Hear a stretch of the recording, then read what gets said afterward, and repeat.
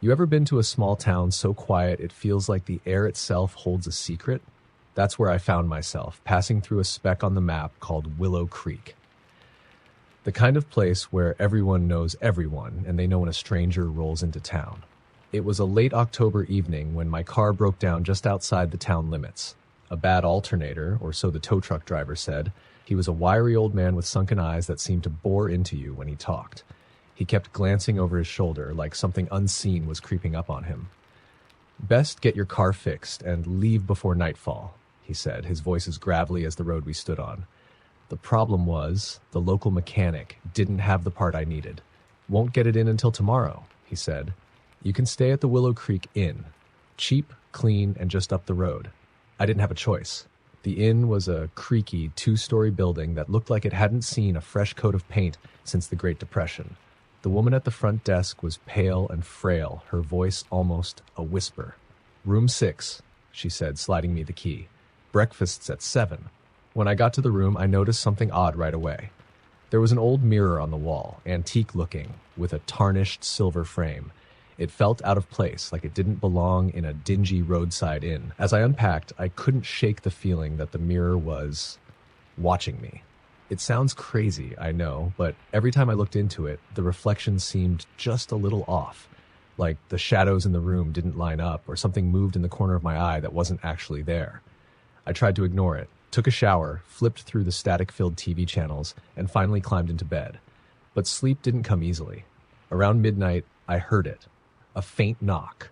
Not at the door, though. It came from inside the room. I froze, my heart racing. The knock came again, soft, deliberate. It was coming from the mirror. I mustered up the courage to look, but the mirror only showed my own terrified reflection. I convinced myself it was my imagination, a mix of fatigue and the eerie vibe of this place. But then I saw it, a face. It appeared behind me in the mirror, sunken eyes, gaunt cheeks, and a twisted grin. When I whipped around, no one was there. I didn't sleep that night. The next morning, I went downstairs for breakfast, hoping for some normalcy. The dining area was small, just a few tables and a counter where the pale woman served coffee and toast. I tried to ask her about the mirror, but she just smiled a little too widely and said, "Oh, that's just history." History? What did that mean? Before I could press her further, an old man at the next table spoke up. "The mirror came from the Hayward house," he said, his voice low. "That's where they found her." "Found who?" I asked, leaning closer. "Abigail Hayward," he said. "Disappeared back in 1947. They found her body hanging in front of that mirror. Said she'd been trying to talk to someone. Or something." I couldn't eat after that. I left the dining room and walked around town, hoping to clear my head. That's when I noticed how empty Willow Creek felt. The streets were almost deserted, and the few people I did see avoided my eyes. It was like they knew something I didn't. The day dragged on, and when I returned to the inn that evening, the woman at the desk handed me a note. "Someone left this for you," she said. The note was written in shaky handwriting. "Do not look into the mirror after dark." I felt a chill run down my spine. Who left this, and why? I wanted answers, but I wasn't about to wait around to find out. I packed my bag and tried to check out early, but the woman at the desk wasn't there, and the front door wouldn't budge. It was like the inn itself was holding me hostage. That night, I locked the door to my room and threw a blanket over the mirror. Whatever was going on, I wasn't about to tempt fate. But around 3 a.m., I woke up to the sound of rustling. The blanket was on the floor and the mirror was uncovered. Something was moving inside it. Not my reflection, but something deeper, darker. I stared, unable to look away, as a pale hand pressed against the other side of the glass. Then another. A face emerged, Abigail Hayward. Her mouth was moving, but no sound came out. She looked at me with pleading eyes, mouthing the words, "Help me." I scrambled back, knocking over the nightstand. That's when the knocking started again, louder this time. The mirror began to shake, the silver frame vibrating against the wall. I wanted to run, but the door wouldn't open. The knocking turned into pounding, and then silence. For a moment, I thought it was over.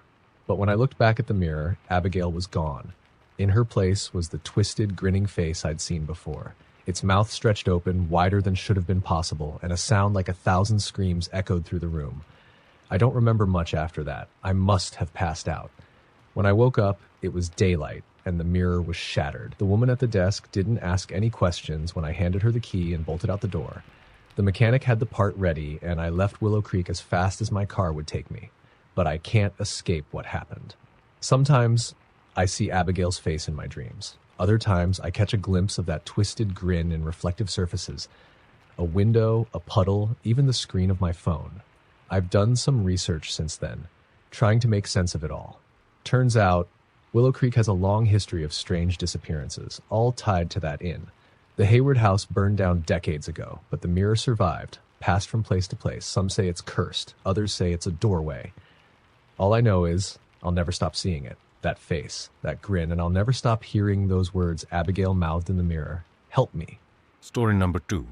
I've always hated small towns. They're too quiet, too empty, like the silence is waiting to pounce. But nothing prepared me for Hollow's End. I'd never heard of the place until I got lost on a back road in West Virginia. My GPS had gone haywire, and the gas gauge was perilously low. Then, out of nowhere, the town appeared like it had been waiting for me.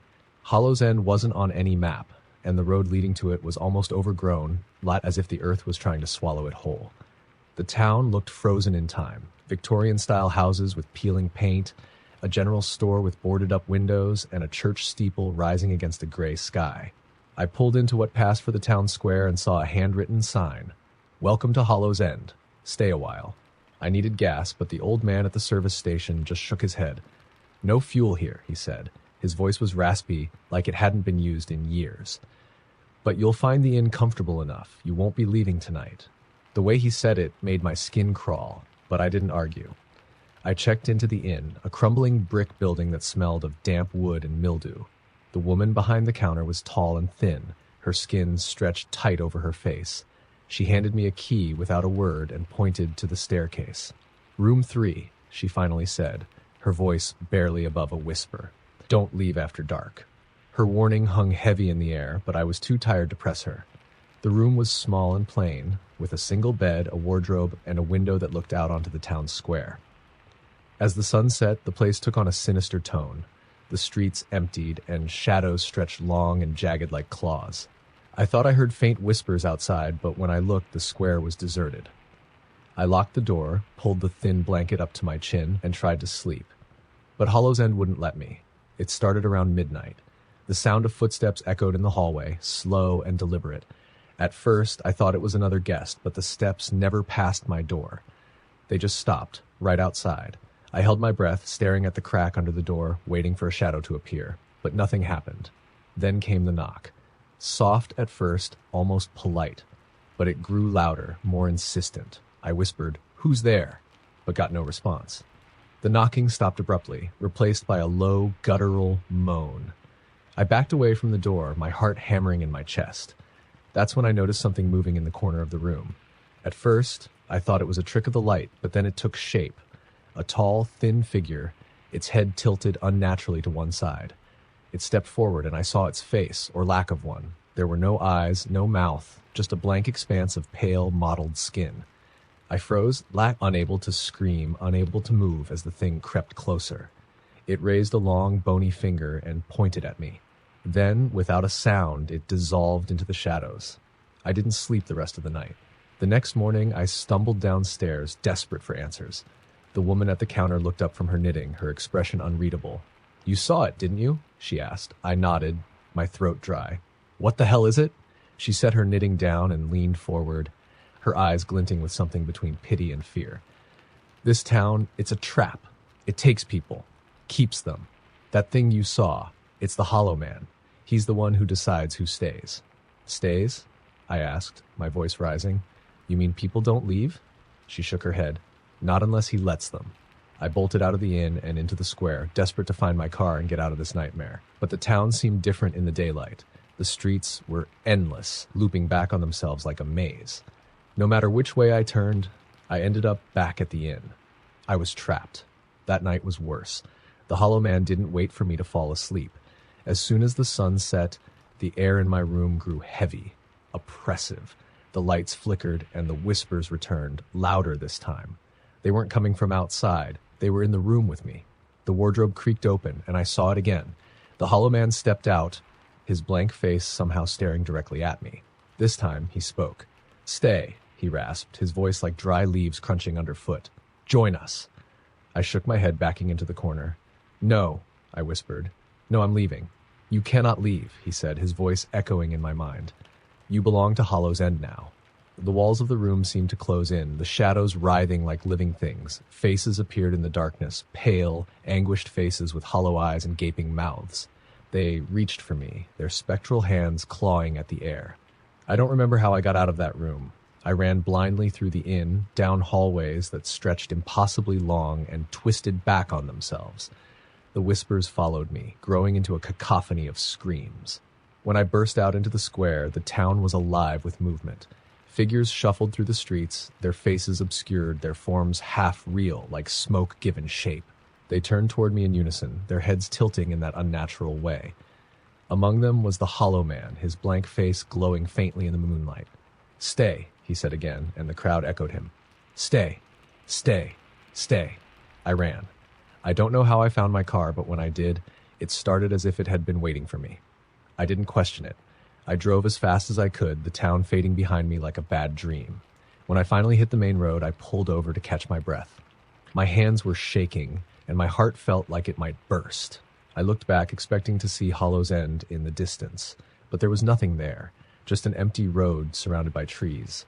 I never found Hollow's End on a map. It's like it doesn't exist, but sometimes, late at night, I hear those whispers again, and in the corner of my eye, I see shadows that don't belong. I escaped the town, but I don't think I escaped the Hollow Man. Story number 3. When I was a kid, my family moved to a small town in rural Kentucky. My dad had gotten a job managing an old paper mill, and the town, Ashwood, was barely more than a dot on the map. It had the usual hallmarks of small-town America, a diner, a gas station, and a single blinking traffic light. But it also had something else, something people in town rarely talked about: the woods. The Ashwood Forest loomed over the town like a dark shadow. Even on the brightest days, its interior was a tangle of dense trees and thick fog that seemed to cling to the ground like it had a life of its own. "Stay out of the woods," my dad said the day we moved in. "People get lost in there, and not all of them come back." I thought he was just trying to scare me. After all, what's a spooky old forest to a 12-year-old? I was more worried about making friends at my new school, where everyone knew each other and I was just the new kid. But I soon learned that the forest wasn't just a tall tale. The kids at school whispered about the Ashwood Witch. According to legend, she'd been a healer back in the 1800s, but when a string of disappearances plagued the town, the people blamed her. They burned her at the stake in the middle of the woods. Before she died, she cursed Ashwood, vowing to take its children one by one. Most kids laughed it off as a scary story to tell at sleepovers. But there were others. Kids who got quiet whenever the forest came up. Kids who would glance toward the trees with fear in their eyes. I didn't believe in the Ashwood Witch. Not until the night we dared each other to go into the forest. It was a Friday in October, just before Halloween. A group of us had gathered at the edge of the woods, flashlights in hand, the bravado of preteens masking the unease in our voices. "Whoever goes in the deepest wins," said Tyler, the ringleader. His smirk was wide, but his grip on the flashlight was tight. One by one we entered, the cold night air pressing against us. The deeper we went, the quieter it got. The usual sounds of the forest, crickets, owls, the rustling of leaves, faded, replaced by a suffocating silence. The kind of silence that makes your ears strain for any noise, no matter how small. I stayed near the back of the group, gripping my flashlight like it was a lifeline. The trees seemed to close in on us, their gnarled branches reaching out like skeletal fingers. "It's just trees," I whispered to myself, but it didn't help. After what felt like hours, we stumbled into a small clearing. In the center was a stone well, its edges covered in moss and dirt. It looked ancient, like it had been forgotten by time. "That's the witch's well," Tyler said, his voice barely above a whisper. "They say it's where she was burned. If you drop something in, she'll come for you." "Bull," said Sarah, but she didn't sound convinced. Tyler grinned, trying to mask his own fear. "Prove it. Drop something in." Sarah hesitated, then pulled a penny from her pocket. She tossed it into the well, the faint clink echoing in the silence. We all held our breath, waiting for something to happen, but nothing did. "See?" Sarah said, trying to laugh. "It's just a..." Her words cut off as a sound rose from the well. At first, it was a faint whisper, barely audible. But it grew louder, a cacophony of voices that didn't belong to the living. Words overlapped, disjointed and unintelligible, but filled with anger and pain. We bolted. Flashlights bobbed wildly as we ran, the voices chasing us through the trees. I didn't stop until I was back on the main road, my lungs burning and my legs trembling. Tyler and Sarah were there too, pale and wide-eyed. "Where's Jake?" Tyler asked. We looked around, realizing for the first time that Jake, the quietest of the group, wasn't with us. Panic set in as we called his name, our voices echoing into the forest. But there was no answer. The adults organized a search party, but they didn't find Jake. Not that night, not the next day, not ever. His disappearance shook the town, but life went on. People whispered about the witch, about how we'd broken the rules, but no one said it outright. My parents didn't let me out after dark anymore, and the other kids avoided me, like being around me might make them the witch's next victim. But the worst part wasn't the guilt or the whispers. It was the dreams. Every night after that, I saw the forest in my sleep. The trees stretched endlessly, the well always in the center. Jake was there, standing at the edge, his back to me. I'd call his name, but he wouldn't turn around. Then, just as I reached him, a hand would shoot out of the well, a long, thin hand with nails like claws, and pull him in. One night, I woke up to the sound of whispering. I thought it was my parents at first, but when I sat up, the room was empty. The whispers were coming from outside, faint but insistent. I crept to the window, my heart pounding. The forest was there, dark and imposing, and standing at its edge was Jake. His clothes were torn, his face pale and gaunt. But it was his eyes that froze me in place. They were black, bottomless pits that seemed to swallow the moonlight. "Help me," he said, his voice a hollow echo. I ran to my parents' room, screaming, but by the time they got to the window, Jake was gone. They told me it was just a dream, but I knew better. The forest wanted me. The witch wanted me. We moved out of Ashwood the following summer, but I've never felt safe. Not really. The whispers followed me, faint at first, but growing louder with time. Sometimes I see Jake in the shadows, his empty eyes watching me. Last week, I found a penny on my windowsill, old and tarnished. I know what it means. The Ashwood witch hasn't forgotten, and she hasn't forgiven. Story number 4. I never believed in ghosts. Not really. I grew up with scary stories, sure, but they were just that. Stories. Then I moved to Daggers Hollow. The place had a reputation, but I didn't think much of it. I was a broke college grad who'd landed a teaching job at the town's tiny middle school. The pay wasn't great, but the rent was cheap, and the people seemed friendly enough. The house I rented was an old Victorian on the edge of town. It had charm, high ceilings, stained glass windows, creaky wooden floors. The landlord warned me about the basement, though. "Don't go down there," he said. "It's unstable, and I've had trouble with squatters in the past." I figured he just didn't want to deal with complaints about the musty smell wafting up from below. For the first few weeks, everything was fine. The school was small, the kids were rowdy but manageable, and I was too busy grading papers and planning lessons to think much about the strange noises I sometimes heard at night.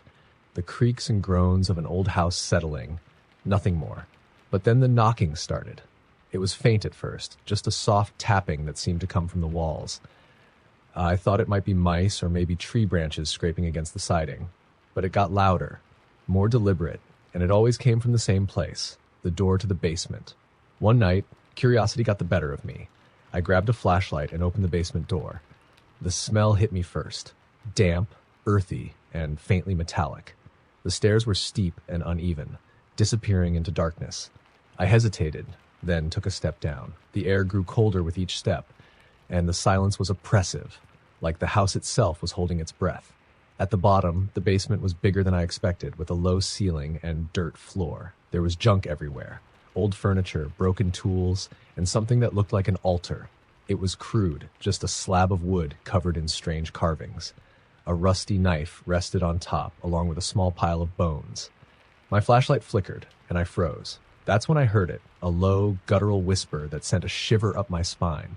I couldn't make out the words, but the tone was unmistakable. It was angry. I bolted upstairs, slamming the door behind me. For the first time, I felt genuinely afraid of the house. I told myself I'd call the landlord in the morning, but I didn't sleep that night. The knocking came again around 3 a.m., louder this time. It was rhythmic, like someone or something was knocking to a beat. I didn't dare open the door again. Instead, I pushed the couch in front of it and tried to convince myself I was imagining things. The next morning, I called the landlord, but the call went straight to voicemail. I left a message and decided to head to school early to distract myself. On my way out, I noticed something strange. There were muddy footprints leading from the basement door to my bedroom. My heart sank as I realized the prints didn't belong to me. That day at school, I couldn't focus. I told one of my coworkers, Mrs. Hatcher, about the basement, hoping for a rational explanation. Her face paled. "You rented the old Grayson house?" she asked. "Yeah." "Why?" She leaned in close, her voice barely above a whisper. "That house is cursed. Everyone in town knows it. The Graysons were strange, into dark things. People said they practiced rituals down in that basement, trying to summon something. The family disappeared one night, and no one knows what happened to them." I laughed nervously. "You're kidding, right?" "I wouldn't joke about that house," she said, her tone deadly serious. "You should leave." That night, I decided to sleep at a motel, but first, I wanted to pack a few things. When I got home, the house was different. The air was heavy, and every shadow seemed to stretch longer than it should. As I grabbed my bag, the knocking started again. Louder. Faster.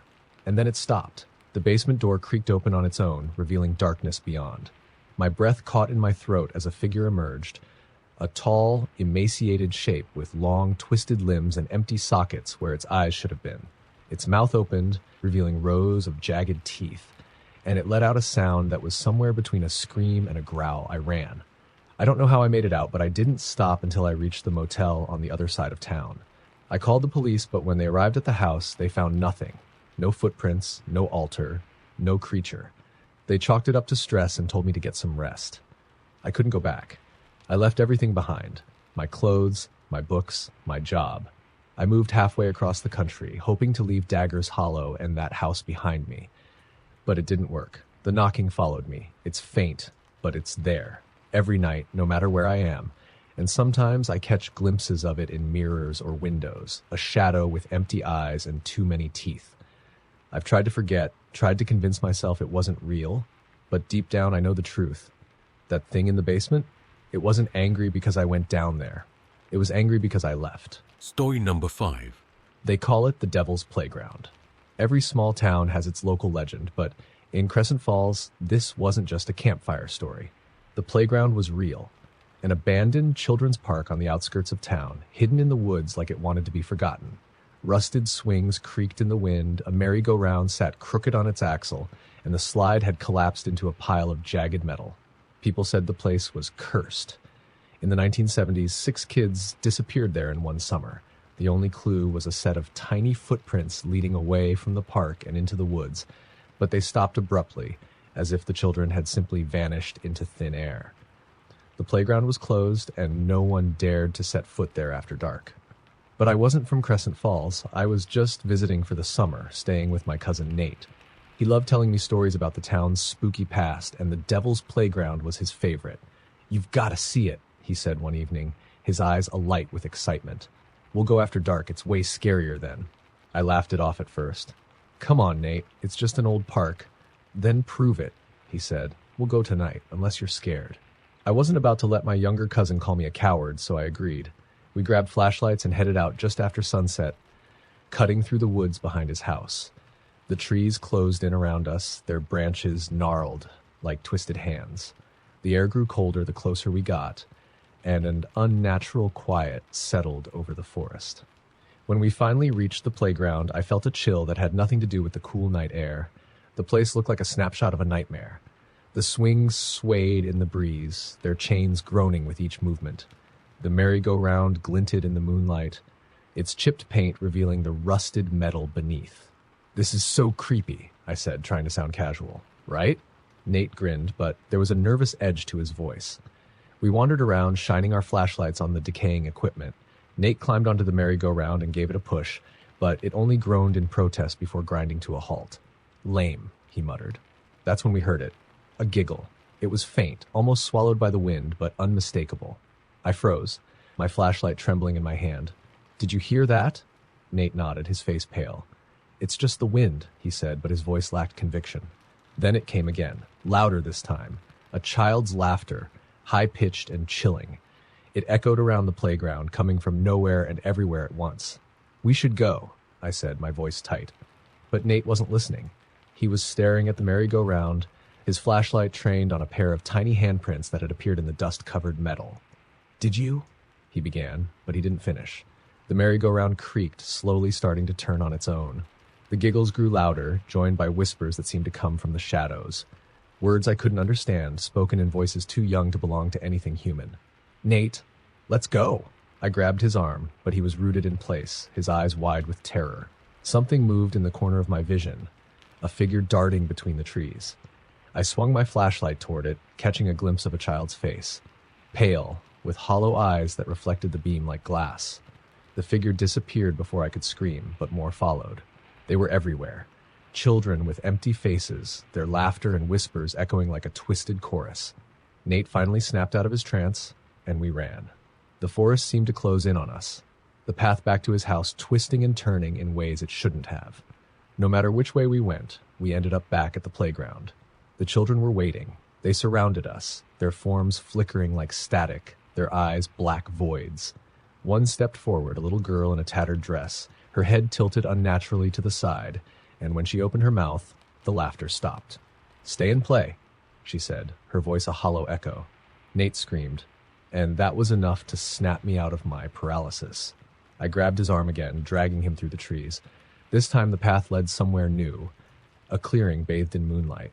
I thought we were safe until I realized the whispering had followed us. I turned to see the children standing at the edge of the clearing, their black eyes locked on us. They didn't move, but their whispers grew louder, almost deafening. The air felt heavy, like it was pressing down on my chest. Then the girl stepped forward again. She raised a hand, pointing directly at Nate. "Stay," she said. "No," I shouted, stepping between them. "Leave us alone." Her face twisted into something inhuman, her hollow eyes filling with rage. The other children surged forward, their forms dissolving into a black mist that swallowed the clearing. The last thing I remember is Nate screaming. When I woke up, it was daylight. I was lying on the forest floor, my flashlight dead beside me. Nate was gone. I stumbled back to his house, hoping he'd somehow made it home. But when I burst through the door, his parents' faces told me everything I needed to know. They never found him. I told the police everything, but they didn't believe me. They said Nate must have gotten lost in the woods, that he'd wandered too far. But I knew the truth. The Devil's Playground had taken him, just like it had taken those kids all those years ago. I've spent years trying to forget, trying to convince myself it wasn't real. But every now and then I hear that laughter again, and I know they're still out there, waiting for their next playmate. Story number 6. I've always loved thrift stores. There's something exciting about finding treasures among other people's forgotten things. Last fall, I moved to a small town in Maine for work and quickly found a little shop called Sarah's Second Hand. It was packed floor to ceiling with old furniture, books, clothes, and antiques. The place smelled of dust and mildew, but that didn't bother me. One rainy Saturday, I was browsing the shelves when I found a mirror. It was an antique with a heavy wooden frame carved into intricate floral patterns. The glass was slightly fogged with age, but it gave the reflection a dreamy quality. The price tag was ridiculously low for something so beautiful. "Good find," the cashier said as I placed it on the counter.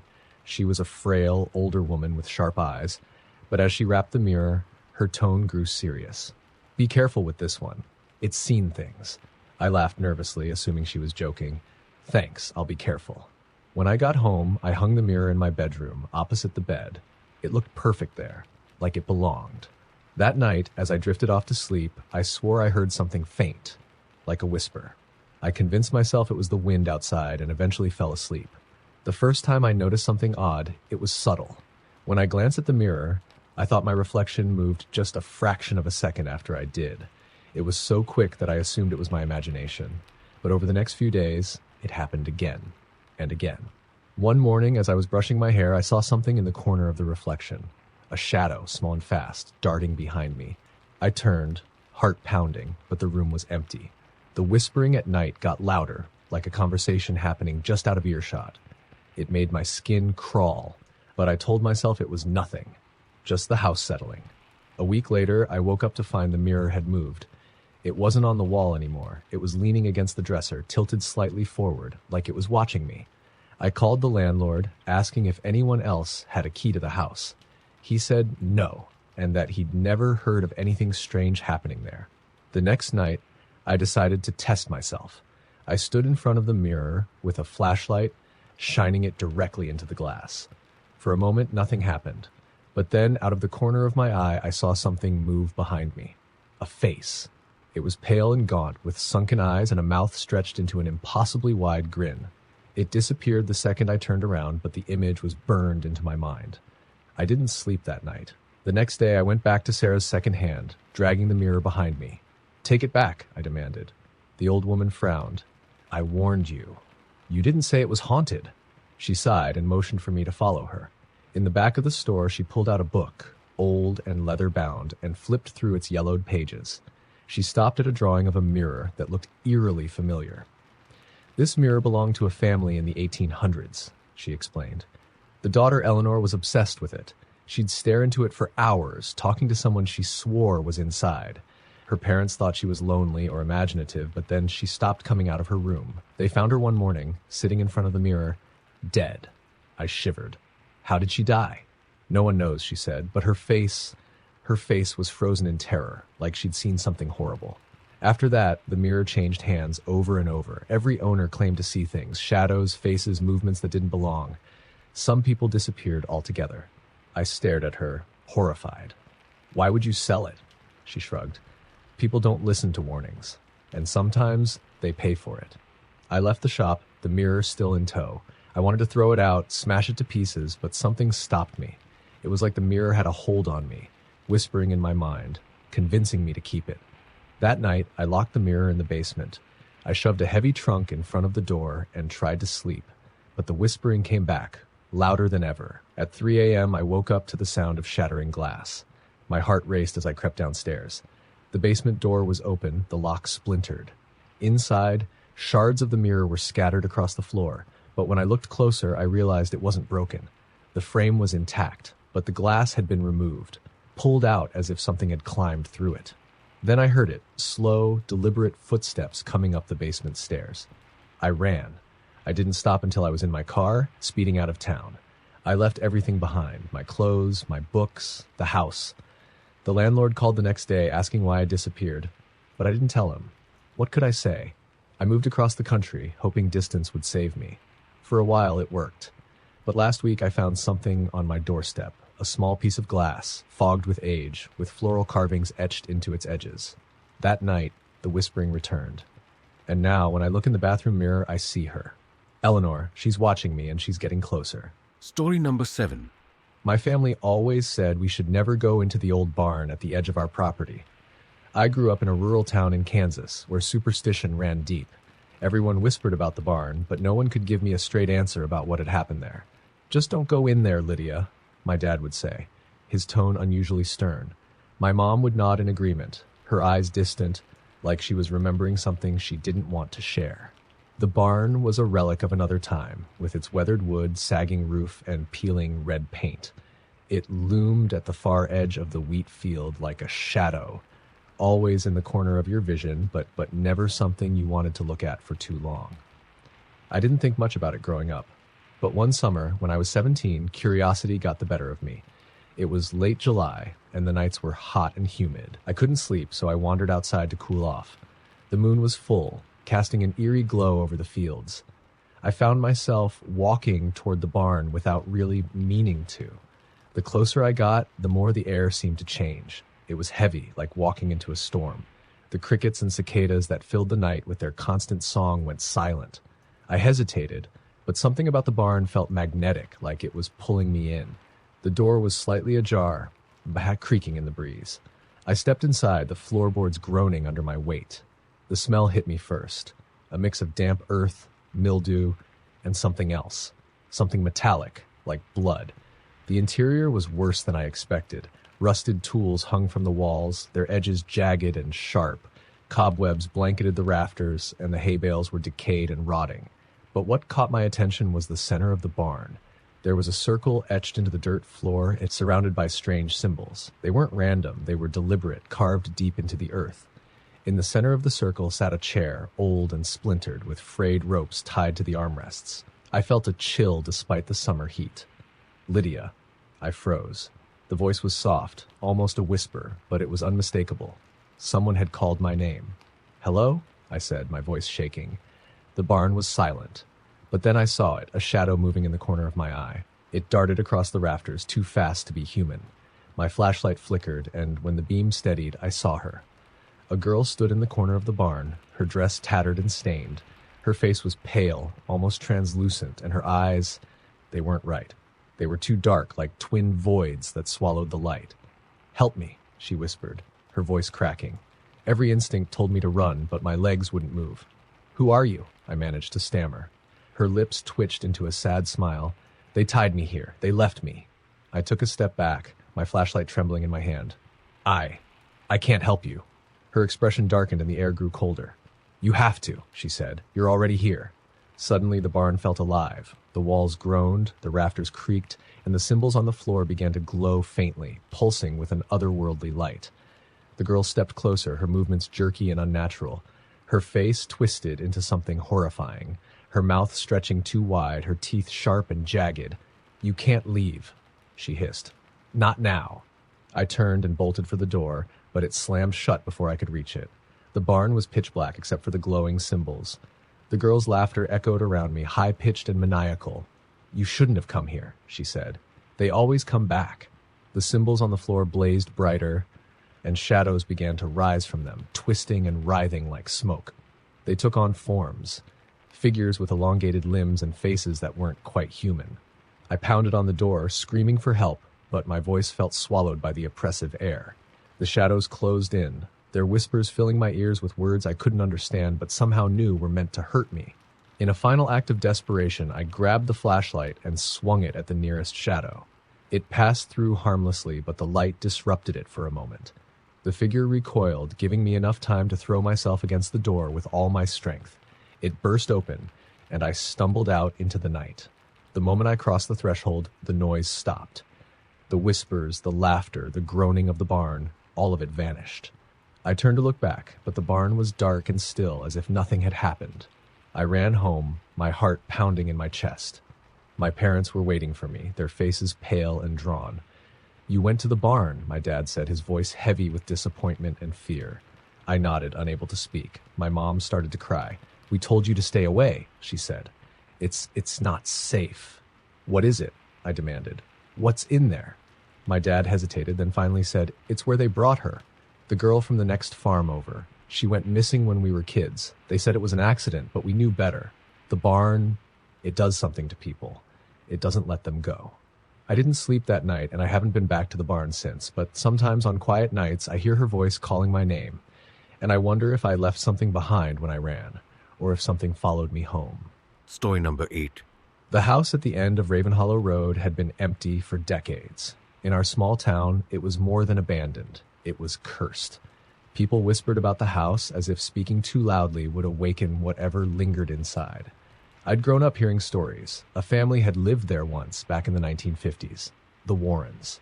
They were quiet, kept to themselves. Then one day, they were just gone. The mail piled up. The grass grew wild. Eventually, the sheriff forced his way inside and found the house untouched, as if the family had simply stepped out for a moment. Dinner plates still sat on the table. Clothes were folded neatly on the beds. But the Warrens were never seen again. I didn't believe in ghosts, though. I was 18, and like most teenagers, I thought I knew everything. When my friends Sarah and Jake dared me to spend a night in the Warren house, I laughed. "Easy," I said. "It's just an old house." We decided to go on Halloween, because why not? Jake brought flashlights, and Sarah packed snacks like we were going on a camping trip. I brought my phone to record everything, just in case we caught something cool. The house loomed at the end of the road, its windows like empty eyes staring into the dark. The porch sagged, and the paint peeled off in long, curling strips. The air felt colder here, sharper. "Creepy," Sarah whispered as we stepped onto the porch. The door creaked open with a touch, revealing a foyer frozen in time. Dust coated the floors and furniture, but everything else was pristine, untouched since the day the Warrens vanished. A chandelier hung above us, its crystals dull with grime. The wallpaper was faded but intact, its floral pattern eerily cheerful. Jake laughed nervously. "Looks like they just stepped out, huh?" I shrugged, trying to seem braver than I felt. "Let's check it out." We wandered through the house, our flashlights cutting through the thick gloom. The dining room table was set for 5, the plates covered in a fine layer of dust. A pair of shoes sat by the back door, as if someone had been about to slip them on. The first hour passed uneventfully. We took turns daring each other to explore different parts of the house. Sarah swore she heard footsteps upstairs, but Jake and I didn't hear anything. We laughed it off and huddled in the living room, munching on chips. Then the clock chimed. We all jumped, staring at the grandfather clock in the corner. Its hands pointed to midnight. "That's weird," Jake said. "I thought the electricity was cut off." "It's mechanical," Sarah said, but her voice wavered. The air grew heavy, charged like the moments before a storm.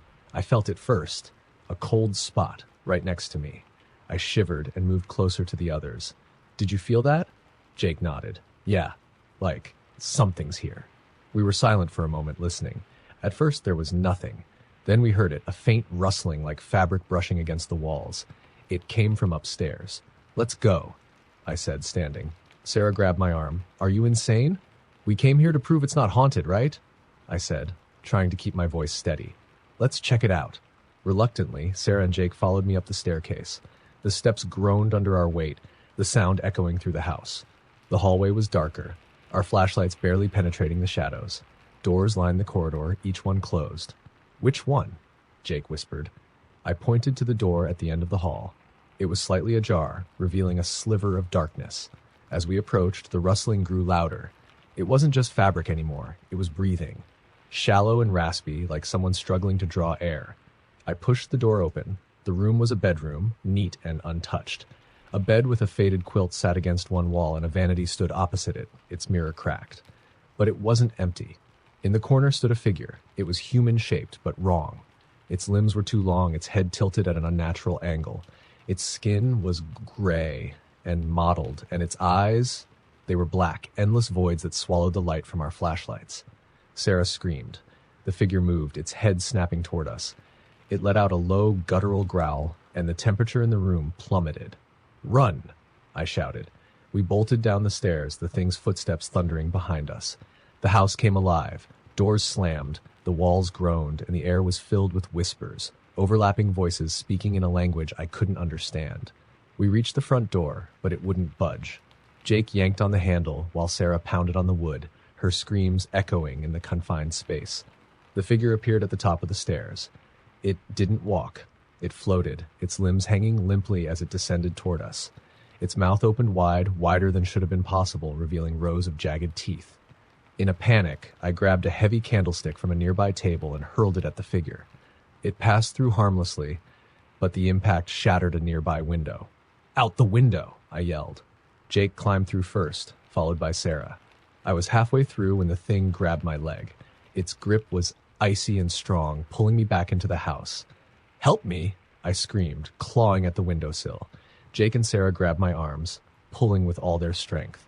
For a moment, I thought I was done for, but then the grip loosened, and I tumbled out onto the lawn. We didn't stop running until we reached Jake's car. The house sat in the rearview mirror, dark and silent. But as we drove away, I swore I saw a figure standing in the window, watching us leave. We never spoke about that night again. The house is still there, and sometimes I drive past it just to remind myself it's real. But I'll never go inside again. Some things are better left undisturbed. Story number 9. When I was 12, my family moved to a quiet, unassuming town in Vermont. My parents had inherited my grandmother's house, an old, creaky Victorian with a sagging roof and peeling paint. It wasn't glamorous, but it was free, and my parents were eager to leave the chaos of the city behind. The house had a strange presence, but I chalked it up to its age. The floors creaked, drafts whispered through the hallways, and sometimes you could hear faint noises in the walls. My parents brushed it off. "It's just an old house, Emma," they said. One afternoon, I stumbled across a door I hadn't noticed before.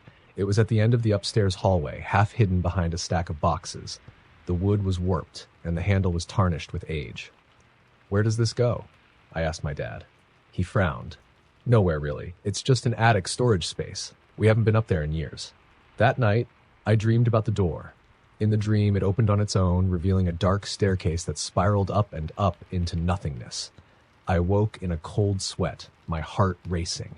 The next day, I couldn't resist the pull of that door. When my parents were busy unpacking, I slipped upstairs and turned the handle. It was locked. Frustrated, I gave it a little shove, and to my surprise, it creaked open. The air beyond the door was cold. much colder than the rest of the house. A narrow staircase led up into the shadows. I hesitated but eventually climbed, the old wood groaning under my weight. At the top, the attic was a small, cramped space filled with dusty furniture and cobwebs. But what caught my attention was a rocking chair in the far corner. It was positioned facing a small circular window, and on its seat sat an old, tattered doll. The doll was unlike any I'd ever seen. Its porcelain face was cracked, and its eyes a piercing blue that seemed to glint in the dim light. It wore a faded yellow dress, and its hands were clasped tightly around a bundle of dried flowers. I felt uneasy, but I couldn't look away. For a moment, it almost seemed like the doll was watching me. "Emma?" My mom's voice called from downstairs, snapping me out of my trance. I hurried back down the stairs, closing the door behind me. That night, I dreamed of the doll. It was sitting in the rocking chair, its head slowly turning to face me. Its lips moved, but no sound came out. The next morning, I felt compelled to go back to the attic. When I opened the door, I was hit with the same icy air. I climbed the stairs and found the rocking chair empty. The doll was gone. A chill ran down my spine. I searched the attic, but found nothing. I told myself that maybe my mom had moved it, even though that didn't make sense. That night, the noises started. At first, it was faint, a soft creaking, like the sound of someone rocking back and forth. I lay in bed, staring at the ceiling, convinced it was just the house settling. But then I heard footsteps. Slow, deliberate footsteps, pacing back and forth above my room. I wanted to scream for my parents, but something stopped me. It was like a weight pressed down on my chest, keeping me silent. The next morning, I asked my mom if she'd heard anything. She shook her head. "It's just the house, honey. It's old." But I knew better. The footsteps became a nightly occurrence. They started at midnight, always the same slow, deliberate pace. One night, I mustered the courage to get out of bed and look. I crept into the hallway, the wooden floor cold under my bare feet. The door to the attic was slightly open, and I could see a faint glow coming from inside. My heart pounded as I climbed the stairs. At the top, the rocking chair was moving, its rhythmic creak filling the small space. And in the chair sat the doll, its blue eyes glowing faintly in the dark. It turned its head toward me. "Emma," it whispered. I screamed and ran downstairs, slamming the attic door behind me. My parents came rushing out of their room asking what had happened. I tried to tell them, but they didn't believe me. "It was a nightmare," my dad said, but I knew it wasn't. The next day, I refused to go upstairs. My mom, clearly frustrated, went to check the attic herself. When she came back down, she looked pale. "There's nothing up there," she said, but her voice was shaky. That night, I barricaded my bedroom door with a chair and stayed awake, clutching a flashlight. The house was eerily quiet, and for a moment, I thought maybe it was over. Then the footsteps started. They didn't come from the attic this time. They were in the hallway, right outside my door. I held my breath as the doorknob rattled. "Emma," a voice called. It was soft and high-pitched, like a child's. The chair holding the door gave way, and the door creaked open. The flashlight flickered in my trembling hand, and there it was, the doll, standing in the doorway. It wasn't sitting anymore. It wasn't lifeless. It stepped into the room, its movements jerky and unnatural, its porcelain face twisted into a grin, and its blue eyes burned with an otherworldly light. I screamed, hurling the flashlight at it. The light shattered, plunging the room into darkness. And then, nothing. When I woke up, it was morning. The doll was gone, and my parents didn't believe a word of what had happened. We moved out a month later. My parents said it was because of my wild imagination, but I think they felt it too. The house didn't want us there. Years later, I looked up the house online. I found an old article about a girl who'd lived there in the 1930s. Her name was Abigail, and she'd been found dead in the attic, clutching a doll. The article said she'd fallen from the rocking chair and broken her neck, but some neighbors claimed they heard laughter coming from the attic for weeks after she died. I don't know what happened to that doll. I just hope it stayed in the house, because sometimes when I'm alone at night, I still hear footsteps.